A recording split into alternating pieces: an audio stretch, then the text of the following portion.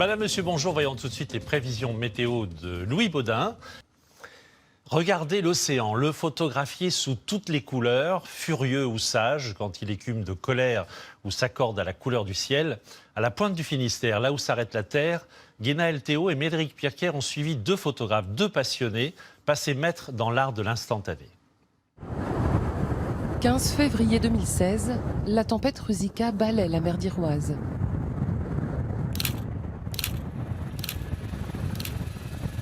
Ronan Folique traque la vague, l'instant le plus spectaculaire. Ce jour-là, je crois qu'il y avait 17 secondes entre chaque vague. Thierry Lagnac, qui était le pilote, nous a mis vraiment du bon côté pour avoir la lumière parfaite, la vague qui déroulait sur le phare et tout. Et on a fait des photos magnifiques. Magnifique, comme celle-ci au-dessus d'Armen, phare mythique au large de la pointe du Rhin. En étant originaire de l'île de Sein, c'est encore plus mythique pour moi. J'entendais mes ancêtres qui en parlaient souvent. On n'est jamais sûr d'avoir la bonne photo. Et quand on arrive à la maison et qu'on l'a sur l'ordinateur et qu'on l'a bien nette, alors là, c'est l'enchantement. Ronan Folique est photographe de mer, juste pour le plaisir. Fils de pêcheur, il vit avec la météo et les horaires de marée. Installé sur les hauteurs de la baie d'Audierne, ce chasseur de lumière capture depuis 4 ans les paysages du Cap Sizun.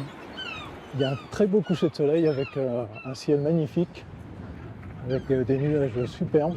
La Pointe du Vent, voisine de la Pointe du Raz, est l'un de ses endroits préférés en Finistère. La fontaine au premier plan, la chapelle derrière. J'ai mon cadrage, j'ai tout. Il n'y a plus qu'à attendre quelques instants et ça va faire des belles photos. La chapelle Saint-Aï veille sur les marins et l'ambiance est particulière. Juste à côté, ces falaises, les rochers. Le soleil offre ses derniers rayons à l'île de Sein. Le photographe, ses plus beaux clichés aux amoureux de la Bretagne.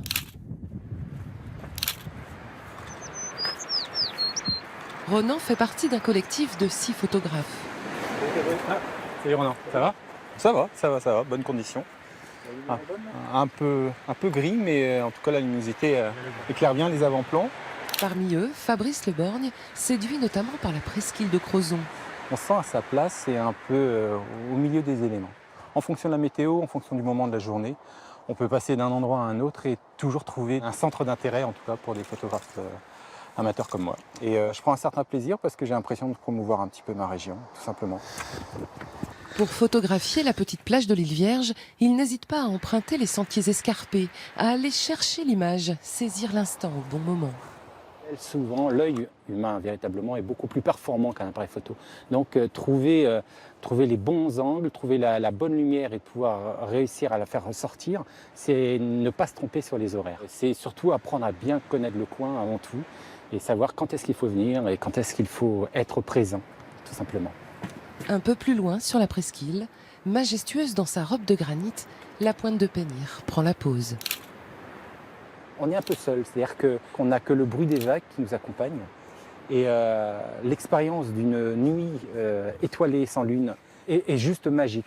Les plus jolies photos de Fabrice, de Ronan et des 4 autres membres du collectif sont regroupées dans ce livre édité il y a quelques mois. Cette photo a eu beaucoup de succès depuis 2014. Ici, dans sa petite boutique du centre de Quimper, Ronan expose ses œuvres. Les visiteurs en font un incontournable souvenir de vacances. La Bretagne a gardé son patrimoine, elle a gardé ses coutumes. Si en plus ils peuvent avoir une belle tempête, c'est encore mieux pour eux, quoi. Il y en a beaucoup qui repartent avec des photos de tempête. De tempête ou de tout autre point de vue face à l'océan. Chaque année, Ronan parcourt environ 12 000 km à la recherche de panoramas exceptionnels.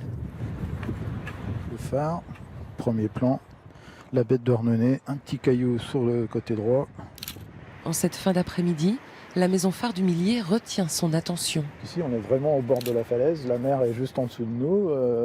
Il y a la lumière du phare, il y a la lumière aujourd'hui de la lune. J'en ai fait des milliers de photos ici. Il n'y en a pas deux pareilles et je les aime toutes autant les unes que les autres, quoi. Cette fois, le photographe préférera la lumière du crépuscule à celle de la nuit. Quand on est là, on entend la mer. On sent les corrigans, les elfes. Et puis quand il y a du vent, on en prend plein la figure, on prend des embruns, on prend du sel. C'est vraiment magique d'être ici. La journée, c'est joli, mais la nuit, avec l'éclairage du phare et de la lune, ça donne encore une ambiance sur les photos, quoi. J'adore.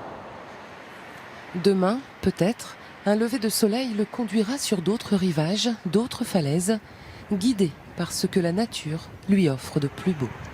On va se quitter en revoyant quelques très belles photos du côté de la presqu'île de Crozon au bout de la Bretagne. Bon après-midi, bon week-end et à lundi.